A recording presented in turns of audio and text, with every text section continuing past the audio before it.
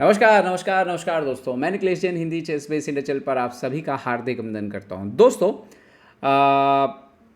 हमने देखा कि फ्री स्टाइल शतरंज जो टूर हुआ वाइजन हाउस में, उसका जो पहला टूर्नामेंट हुआ जर्मनी में, उसको जर्मनी के ही नंबर 1 खिलाड़ी विंसेंट केमर ने जीत लिया और बड़े ही शानदार अंदाज में उन्होंने जीत दर्ज की। जबकि शुरुआत के टूर्नामेंट में वो काफ़ी स्ट्रगल कर रहे थे, इवन टॉप 8 में आने के लिए वो स्ट्रगल कर रहे थे। लेकिन जैसे ही वो नॉकआउट में आए, जैसे उनका जो पूरा टोन जो है वो चेंज हो गया।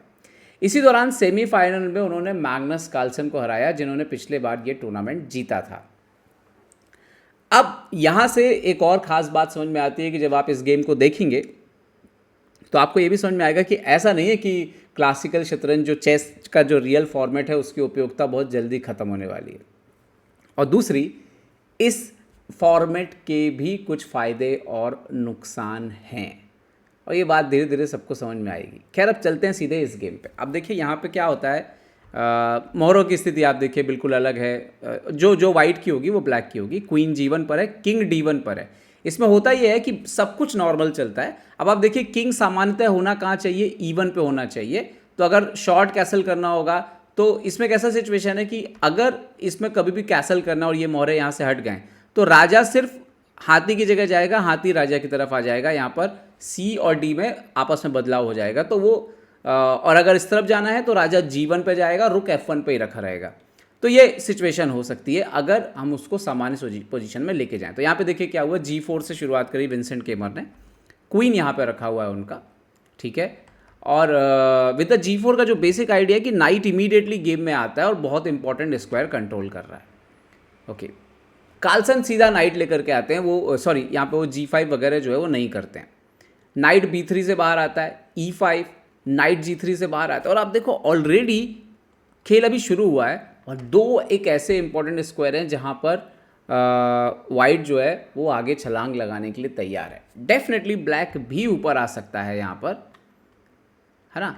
तो F6 किया यहाँ पर मैग्नस कार्लसन ने और अपने क्वीन को ओपन किया यहाँ पे। C4, ये बहुत ही इंटरेस्टिंग मूव था क्योंकि कैसल अगर होने वाला है इस तरफ अभी विंसेंट केमर का, तो तब के लिए थोड़ी, बट विंसेंट केमर का प्लान थोड़ा अलग था, तो वो बहुत ही इंटरेस्टिंग है देखना। यहाँ पर लॉन्ग कैसल हो गया। तो लॉन्ग कैसल कैसे हुआ, बस राजा को यहाँ से वहाँ बदल दिया गया।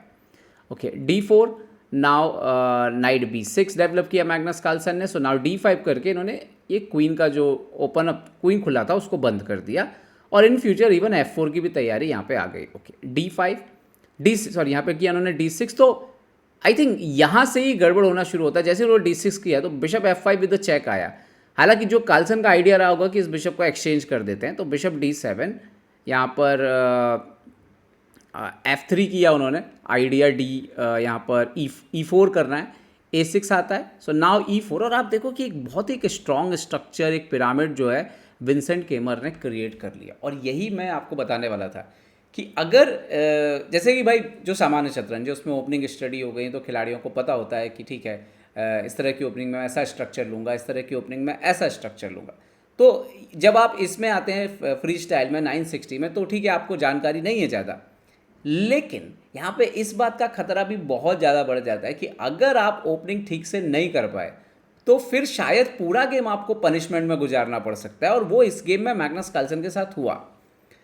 तो नाइट F4 उन्होंने खेला कार्लसन ने, बट इससे ज़्यादा विंसेंट को फ़र्क नहीं पड़ रहा था। सबसे पहले विंसेंट ने ये एक्सचेंज किया यहाँ पर बिशप, एंड देन किंग को लेकर के आए C2 के स्क्वायर पर। आइडिया है किंग को B1, क्योंकि वो लॉन्ग कैसल नहीं करना चाह रहे थे। अगर इस पोजीशन में वो लॉन्ग कैसल करते तो ये सिचुएशन बनती और यहाँ पर आप देखिए कि ये पॉन जो है वो आपका मर जाएगा।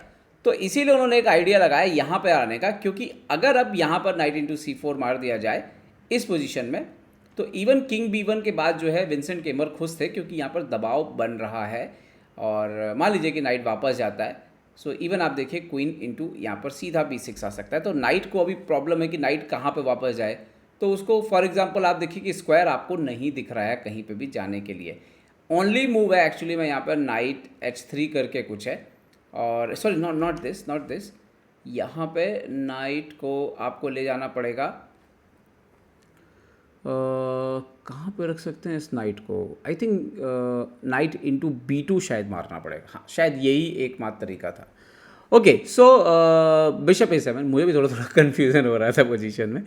ओके सो बिशप A7 खेला यहाँ पे, अभी आप देखिए कार्लसन ने, और वो ये जो बिशप बिल्कुल बंद पड़ा था, कुछ नहीं कर रहा था, और बैड बिशप है आप देखिए स्ट्रक्चर के कारण, क्योंकि सारे पॉन डार्क कलर पर रखे हुए। मैं बोला ना कार्लसन पूरी तरह फंस गए थे इसमें।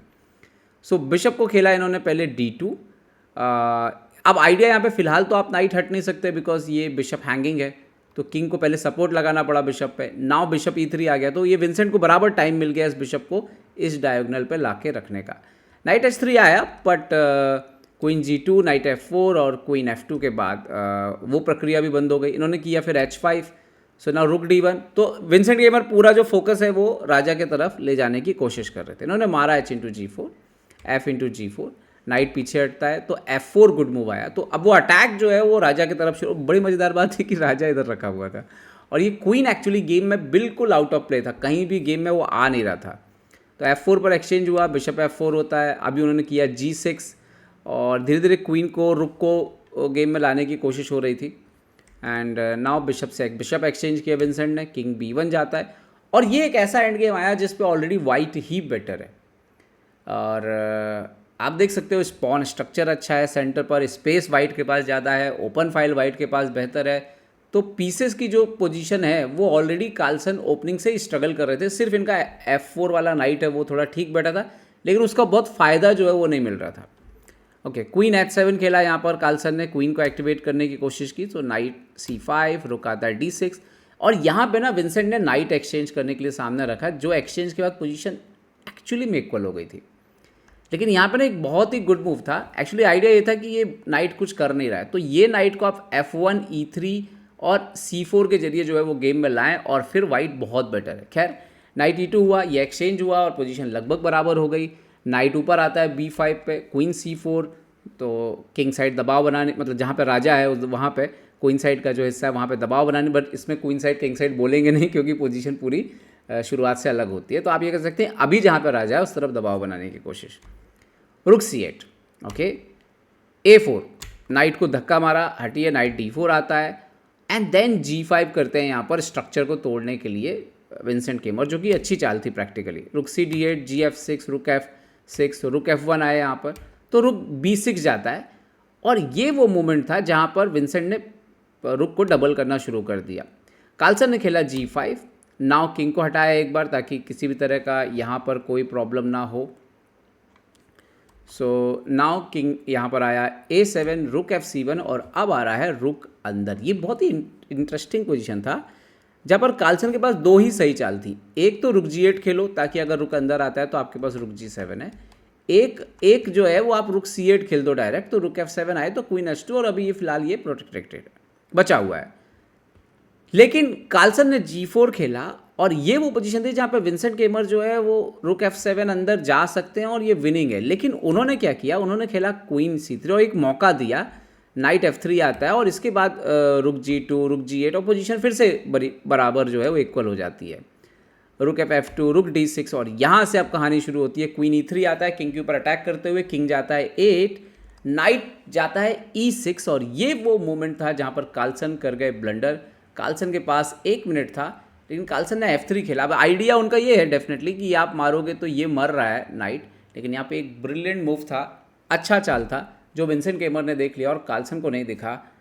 आपने देखा क्या, क्वीन आया यहाँ पर A3 पर, रुक पर अटैक करते हुए। समस्याएं बहुत सारी हैं। अब समस्याएं कैसी हैं कि हाथी को आप कहीं नहीं हट सकते, यहाँ हटेंगे तो नाइट इधर आ रहा है, इधर हटेंगे तो नाइट मार देगा, और आप सोचो कि चलो मैं क्वीन से सपोर्ट वगैरह यहाँ पे लगा देता हूँ, तो यहाँ पर इवन रुक इनटू F3 आ रहा है क्योंकि ये रुक हैंगिंग हो रहा है, तो रुक क्वीन जो है वो ओवरलोड हो गया था एक्चुअली में।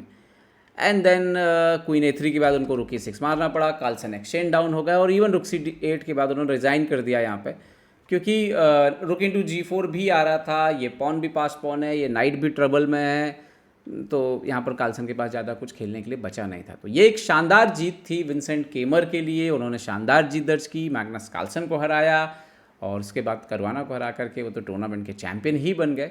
तो ओवरऑल जो मेरा आकलन है यहाँ पर, मैं यही कहना चाहूँगा कि ठीक है, 960 शतरंज, फ्री स्टाइल शतरंज, चेस ऊपर आ रहा है और खेला जाना चाहिए, लेकिन ये बिल्कुल फ़िलहाल की स्थिति में तो क्लासिकल शतरंज जो हमारा प्रॉपर उसका उसको रिप्लेस करता हुआ तो नज़र नहीं आता अभी। अभी काफ़ी लंबा सफ़र जो है वो तय करना है। उम्मीद करता हूँ काफ़ी लंबे समय बाद मेरा ये वीडियो आपको पसंद आएगा। पसंद आया तो लाइक शेयर और सब्सक्राइब करना ना भूलें। देखते रहिए चेस बेस इंडिया के लिए मैं निखिलेश जैन। जय हिंद दोस्तों।